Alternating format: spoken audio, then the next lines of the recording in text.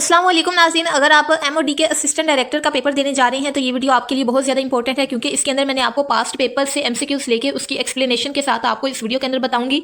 और इसमें सिर्फ कोई एक सब्जेक्ट नहीं होगा। पहले कुछ एमसीक्यूज जो है वो इंग्लिश पोर्शन के होंगे, इसके बाद आपको एनालिटिकल और लॉजिकल रीजनिंग के एमसीक्यूज बताऊंगी जो पास्ट पेपर के अंदर आए हैं, उनके आंसर और एक्सप्लेनेशन भी बताई जाएगी कि ये किस तरीके से हल हुए हैं।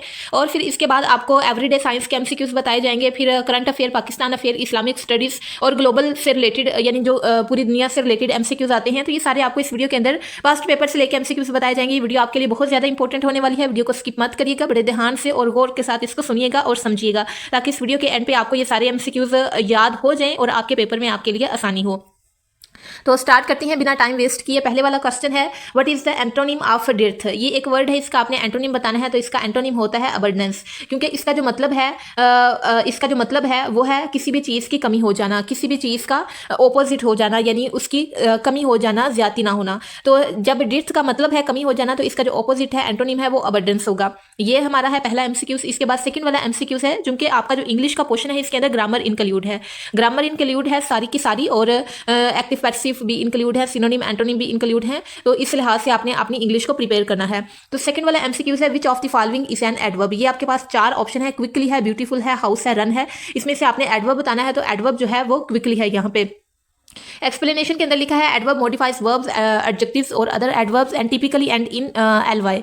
ये बहुत ज़्यादा इंपॉर्टेंट है कि जो एडवर्ब्स होते हैं, जो ज़्यादातर एडवर्ब्स होते हैं, वो एलवाई पे एंड होते हैं। मैं सब एडवर्ब्स की बात नहीं कर रही, ज़्यादातर की बात कर रही हूँ, एलवाई पे एंड होते हैं। तो जब आपने ये वाले ऑप्शंस देखे तो आपको पता चला कि एलवाई तो सिर्फ क्विकली पे है, बाकी जो ब्यूटीफुल एडजेक्टिव है, हाउस एक नाउन है, रन एक वर्ब है, तो क्विकली क्या है, आपके पास एडवर्ब हो गया। इसके बाद जो हमारे पास थर्ड वाला एमसीक्यू है, वो है सिनोनिम ऑफ फिल्टी। फिल्टी का आपने सिनोनिम बताना है, तो इसका सिनोनिम होता है, ये इसका सिनोनिम है, ये इसकी एक्सप्लेनेशन है।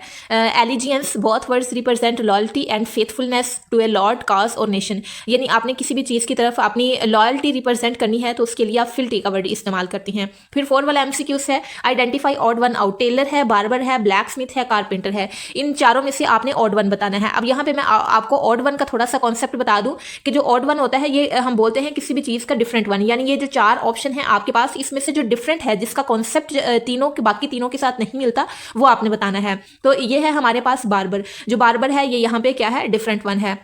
अब बार्बर क्यों डिफरेंट वन है, क्योंकि जो टेलर है, ब्लैक स्मिथ है और कारपेंटर है, ये किसी भी चीज़ की मैन्युफैक्चरिंग करते हैं या फिर फिजिकल चीज़ों को क्रिएट करते हैं, लेकिन जो बार्बर है वो ग्रूमिंग सर्विसेज प्रोवाइड करता है। इसलिए बार्बर इन सब में से डिफरेंट वन है, ऑड वन आउट है। अब ऑड वन का आपको मतलब पता चल गया है, तो अगर कोई भी और एमसीक्यूज आ जाता है जिसके ऑप्शंस आपको पता हो, लेकिन आपको ऑड वन का मतलब ना पता हो, तो आपके लिए मुश्किल होगी। इसलिए अब आपको ऑड वन का मतलब पता चल गया, जो इन सब में डिफरेंट हो, तो वो आपने करेक्ट आंसर लगा देना है।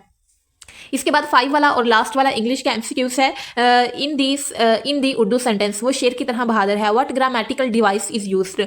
यानी ये है आपके पास एक उर्दू का फिक्रा, इसमें आपने बताना है कौन सी ग्रामेटिकल चीज़ इस्तेमाल हुई है। तो इसमें मेटाफर इस्तेमाल हुआ है। मेटाफर का मतलब होता है किसी भी चीज़ को तशबीह देना। वो शेर की तरह बहादुर है। अब एक इंसान है, वो शेर नहीं है, वो शेर की तरह बहादुर है, हमने इसको तशबीह दी है शेर के साथ, तो इसलिए यहाँ पे मेटाफर करेक्ट आंसर है।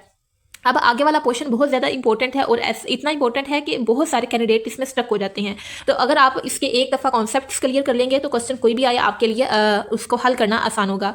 तो इसके अंदर पहले वाला हमारा एमसीक्यू है, find the missing number in the series 5, 11, 23, 47। इसके बाद क्या आएगा। अब ये पैटर्न किस तरीके से हुआ है कि आपने इसको, जो भी एक फिगर है उसको पहले 2 से मल्टीप्लाई किया, यानी ये आपके पास 5 है, 5 को पहले आपने 2 से मल्टीप्लाई किया, 10 आ गया, एक जमा करके। फिर आगे ये वाला है 11, फिर 11 को 2 से मल्टीप्लाई करें तो आता है 22, 22 में आपने फिर एक जमा कर दिया, तो आंसर आ गया 23, यानी ये आपके पास आंसर है। फिर जब 23 को 2 से मल्टीप्लाई करें तो आता है 46, 46 में एक जमा किया तो 47। फिर आपने क्या करना है, 47 को 2 के साथ मल्टीप्लाई करना है। जब आप इसको 2 के साथ मल्टीप्लाई करते हैं तो आंसर आता है 94 आता है। लेकिन आपने चूंकि पीछे का सीक्वेंस आपने देखा हुआ है, तो आप इसके अंदर एक प्लस करेंगे तो आंसर आ जाएगा 95। आगे क्वेश्चन नंबर 7 है, find the missing number in the series. Series क्या है, 6 है, 11 है, 21 है, 36 है, 56 है। तो आगे आपने बताना है। अब इसकी एक्सप्लेनेशन के अंदर क्या लिखा हुआ है कि आपने ये चीज़ें ऐड करनी है, पहले +5, फिर +10, फिर +15, फिर +20।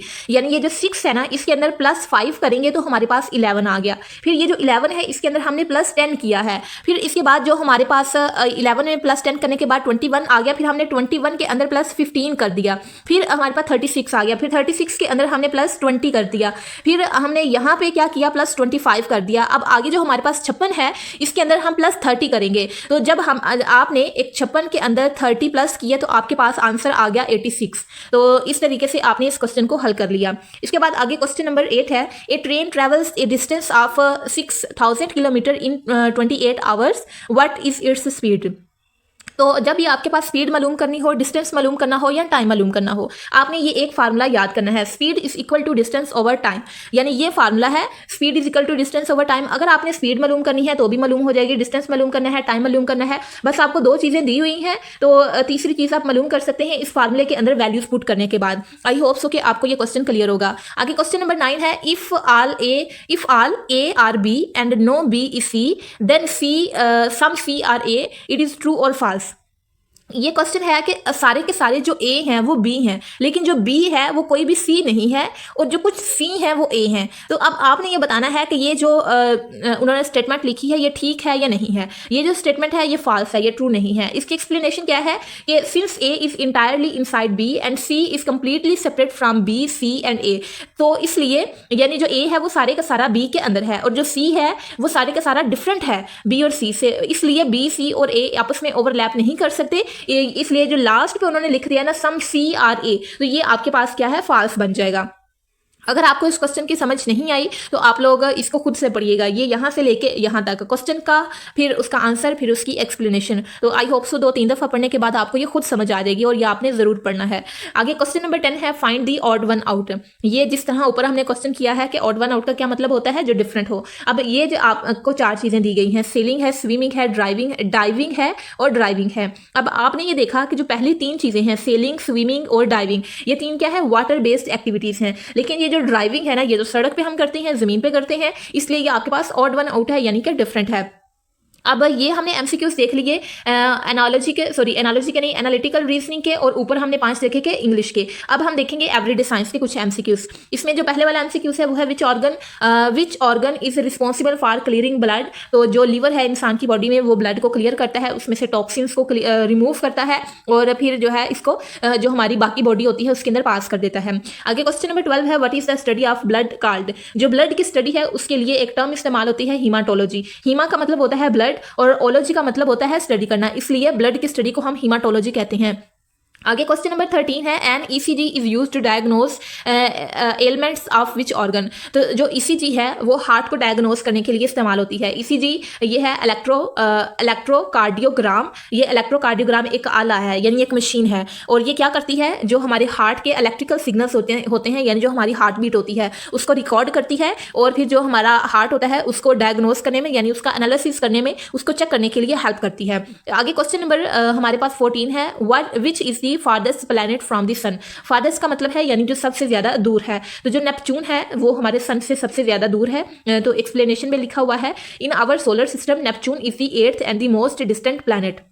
यानी जो हमारा सोलर सिस्टम है इसके अंदर जो नेपच्यून है वो 8वें नंबर पे है और सबसे ज्यादा डिस्टेंस पे है, इसलिए ये हमारा करेक्ट आंसर होगा। आगे क्वेश्चन नंबर 15 है, which of the following is a vector quantity. ये आपके पास 4 ऑप्शन है, स्पीड, मास, डिस्प्लेसमेंट, इसमें से आपने वेक्टर क्वांटिटी बतानी है। अब यहाँ पे मैं आपको छोटी सी चीज बता दूं कि जो वेक्टर क्वांटिटीज होती हैं ये ऐसी क्वांटिटीज होती हैं जिनमें मैग्नीट्यूड और डायरेक्शन दोनों चीजें मालूम हो। जो बाकी स्केलर्स होती हैं उनमें सिर्फ मैग्नीट्यूड होती है, डायरेक्शन नहीं होती। तो अब ये जो हमारे पास 4 ऑप्शन है, स्पीड, मास, डिस्प्लेसमेंट और टाइम, इसमें जो स्पीड है, मास है और टाइम है, इन तीनों के पास सिर्फ और सिर्फ क्या है, मैग्नीट्यूड है, डायरेक्शन नहीं है। लेकिन जो डिस्प्लेसमेंट है इसके पास है डायरेक्शन भी होती है, क्योंकि जो डिस्प्लेसमेंट है वो किस डिस्टेंस में, कितना डिस्टेंस हुआ है और किस डायरेक्शन में हुआ है, ये दोनों चीजें बताता है हमें। तो इसलिए डिस्प्लेसमेंट हमारे पास वेक्टर क्वांटिटी करेक्ट ऑप्शन हो गया। आगे क्वेश्चन नंबर 16 है, which vegetable is highly recommended for improving vision. तो नज़र को ठीक करने के लिए जो कैरेट है ये आपके पास रिकमेंडेड वेजिटेबल है, क्योंकि जो कैरेट्स होती हैं इसमें बीटा कैरोटीन होते हैं जो कि हमारी बॉडी को कन्वर्ट करते हैं विटामिन ए के अंदर, यानी जो बॉडी के अंदर चीज़ें होती हैं उनको विटामिन ए के अंदर कन्वर्ट करते हैं, और जो विटामिन ए है वो हमारी आंखों के लिए बेहतर होता है। तो इसलिए सिंपल हम कहते हैं कि जो कैरेट है वो आंखों के लिए बेहतर है क्योंकि इसके अंदर विटामिन ए होता है। तो correct one option is carrot. आगे क्वेश्चन नंबर 17 है, which fruit is prime source of vitamin C. तो सबको पता है कि जो विटामिन सी का बहुत अच्छा सोर्स है वो ऑरेंज है।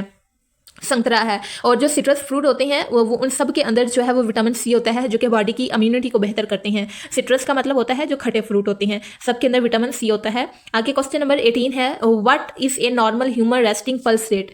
पल्स रेट है यानी जो आपकी रेट होती है, जो आपकी नब्ज़ का रेट है वो है 72 to 80 BPM, यानी जो 1 मिनट के अंदर है वो 72 से 80 दफ़ा आपकी जो नब्ज़ है वो रेट करती है, वो ऊपर नीचे होती है। ये एक नॉर्मल इंसान की रेस्टिंग पल्स रेट है। अब इसकी एक्सप्लेनेशन भी आप पढ़ सकते हैं। A healthy adult resting heart rate typically falls within this range. इसके बाद क्वेश्चन नंबर 19 है हमारे पास, which instrument is use to measure the purity of milk. तो मिल्क की प्योरिटी को चेक करने के लिए हम लैक्टोमीटर यूज करते हैं, और जो लैक्टोमीटर है वो क्या करता है, मिल्क की स्पेसिफिक ग्रेविटी को डिटरमाइन करता है, और ये चेक करता है इट्स रिचनेस और वाटर डाइल्यूशन, यानी जो वाटर इसके अंदर पानी मिलाया हुआ है या नहीं मिलाया हुआ। तो लैक्टोमीटर एक ऐसा मेजरिंग यूनिट होता है जो कि मिल्क की प्योरिटी को चेक करता है। इसके बाद क्वेश्चन नंबर 20 है, the green house effect is primarily caused by an increase in which gas. जो ग्रीन हाउस है वो तब होता है जब आपके जो एटमॉस्फेयर है उसके अंदर कार्बन डाइऑक्साइड ज़्यादा हो जाती है, यानी ज़मीन के अंदर कार्बन डाइऑक्साइड ज़्यादा होगी तो इसका जो टेम्परेचर है वो बढ़ जाएगा। टेम्परेचर बढ़ जाएगा तो ग्लोबल वार्मिंग होगी, यानी ज़मीन गर्म हो जाएगी, तो उसकी वजह से ग्रीन हाउस इफेक्ट होगा। नाज़रीन, ये मैंने आपको फिलहाल के लिए 20 क्वेश्चन बताए हैं। इसके बाद जो है हमारे कुछ इस्लामिक स्टडीज़ के MCQs आते हैं, फिर इसके बाद और भी क्वेश्चंस होंगे। इस्लामिक स्टडीज़ के बाद करंट अफेयर, पाकिस्तान अफेयर और ग्लोबल अफेयर्स के क्वेश्चंस होंगे। लेकिन पहले 20 क्वेश्चंस आपको बताएंगे इस वीडियो के अंदर, क्योंकि वीडियो लंबी हो जाएगी। अगर आप बाकी के पास्ट पेपर के भी MCQs देखना चाहते हैं तो आप कमेंट बॉक्स के अंदर बता दीजिएगा, मैं बाकी के MCQs के ऊपर भी वीडियो बना दूंगी। और अगर आपको ये वीडियो अच्छी लगी है तो वीडियो को लाइक और शेयर करें, और चैनल को सब्सक्राइब करना ना भूलिएगा। मिलते हैं नेक्स्ट किसी एजुकेशनल वीडियो में, तब तक के लिए अपना ख्याल रखिएगा। अल्लाह हाफिज़।